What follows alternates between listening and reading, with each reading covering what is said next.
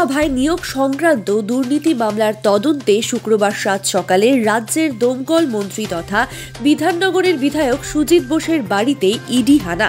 এদিন ভোর 6টা নাগাদ সুজিত বোস বরানগরের বিধায়ক তাপস রায় এবং উত্তর দমদম পৌরসভার প্রাক্তন পৌরপ্রধান সুবোধ চক্রবর্তীর বাড়ি কড়া নিরাপত্তা বেষ্টনী দিয়ে ঘিরে ফেলে সিআইএসএফ এর সশস্ত্র জওয়ানরা। তারপরেই শুরু হয় ইডি আধিকারিকদের তল্লাশি অভিযান এবং জিজ্ঞাসাবাদের পালা। আজ স্বামী বিবেকানন্দের 161তম জন্মদিবস, সেই উপলক্ষে মন্ত্রী এবং বিধায়কদের বহু জনকল্যাণমূলক এবং সাংস্কৃতিক অনুষ্ঠানে যাওয়ার কথা ছিল। সেই ক্ষেত্রে দাঁড়িয়ে একটা বড় ধাক্কা সৃষ্টি হলো ইডির তল্লাশি অভিযান।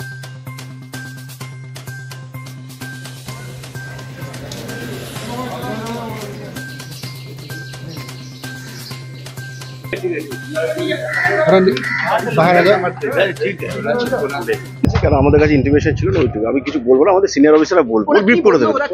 না এটাও বলবো না কিছু। কথা হয়েছে আমি সুজিত বসুর সঙ্গে কথা হয়েছে?